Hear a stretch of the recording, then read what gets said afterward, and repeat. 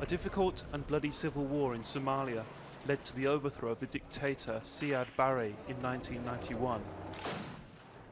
Children as young as 8 take part in the fierce and bitter fighting that continues as the powerful clans now battle each other for supremacy. Mogadishu, a once beautiful city split by a front line dividing disputed clan territories. Armies of the warring factional leaders patrol here, along what is more locally known as the Green Line, a corridor of former homes and schools with grisly reminders of past skirmishes.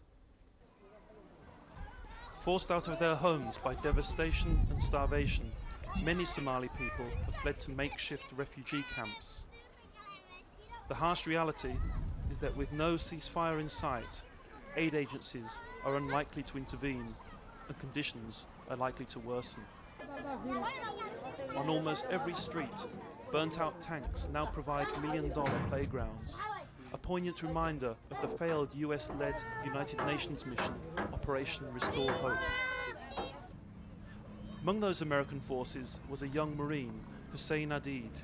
In what is a unique twist, he has now returned to Mogadishu as the successor to his late father, General Farah Adid, a staunch foe of the Americans. The late general was the self-elected president and leader of one of the more powerful factions. He died from injuries he received from fighting last week. The new president of the Republic of Somalia has announced the continuation of his father's policy of pacification. Disarming is part of this policy, and these soldiers are keen to do their job well. We're doing a good job. We are disarming the bandits. It's a big job. Killing those who disagree is also part of the policy. We have the authority. If we are ordered, we shoot. If we don't, we won't. We have the permission to kill. Back at the front line, battle-weary fighters hardly flinch as shots ring out. Others are more tense. Hopes of a ceasefire have been dashed by Hussein Adid's adherence to his late father's policies. Ali Mahdi, the North Mogadishu leader, saw pacification as a barrier to Somali reconciliation. We were negotiating with him for 5 years, and he never accepted what is the desire of the people. He never accepted. He is the man who wants only to have the power through the barrel of the gun. In agreement is faction leader Osman Atu, travelling here in protected convoy.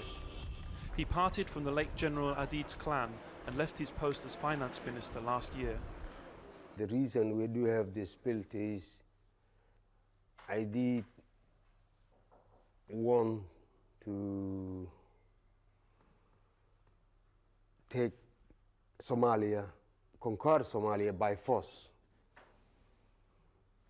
And that is creating another dictator. The government's response to such condemnation by one of its own was to avoid it. This is a family affair. We don't represent family affairs. I don't think it concerns the government. A sense of normality pervades this market. The goat sellers are finding the trade sluggish. The only real economic activity is that of the cat trade.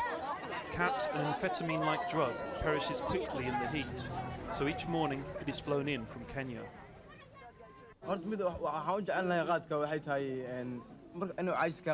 We like cat. It gets rid of fatigue and staves off nightmares. It also makes the work easier. It doesn't do you much good though. Cat may relieve the tedium of war and create trigger-happy fighters, but these young men are deadly serious in their struggle. I believe I will die when Allah my God decides. laakiin marka hore As if my people need me to defend them, marka waxa weeyaan I difaac have no meeshaan right doono to be afraid bad kasta of dadka dying. dhacaysan ma dhimanayo jardi ilaahay u qoro taas weey Hussein Adid inherits a loyal army that his late father, General Adid, forged from warring militias, freelancers, and the former National Army. They are paid to carry a gun and put aside clan differences. We understand the badness of the clans. Now we are united as a national force. These rival faction fighters have no uniforms. They paint their technicals gaudy colours and possess a certain bravado, but no one doubts their commitment. These technicals are cannibalised aid vehicles with a machine gun or anti-aircraft gun mounted in the rear. As survivors of numerous battles, many young fighters believe the secret of their success lies in their willingness to die. It doesn't matter if I die, because when I'm dying, I am defending myself and my leader. So if I die, no problem. Bermuda, a small enclave in the heart of Mogadishu, has turned to Islam in its search for a peaceful solution. Former wild militiamen are now running their technicals under the banner of Islam for the newly established Islamic court. As protectors, they bring order to the people.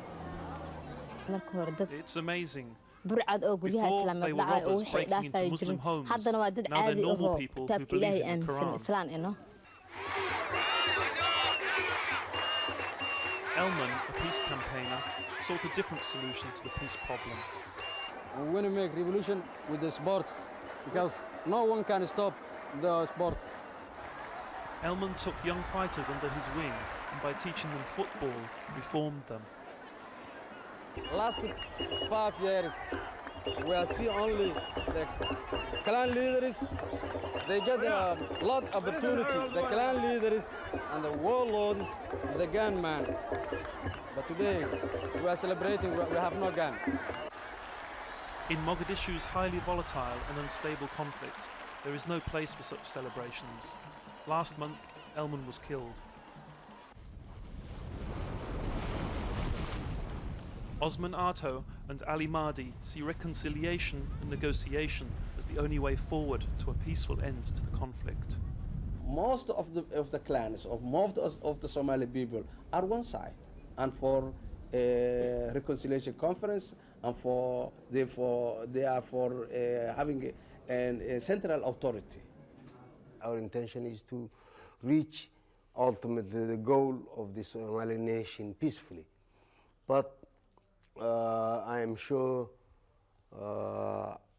what we are trying to do now is to create Somali nation, and to create Somali nation we need a multi-clan forces, militias, to get together, and that symbolizes the start of the Somali nation.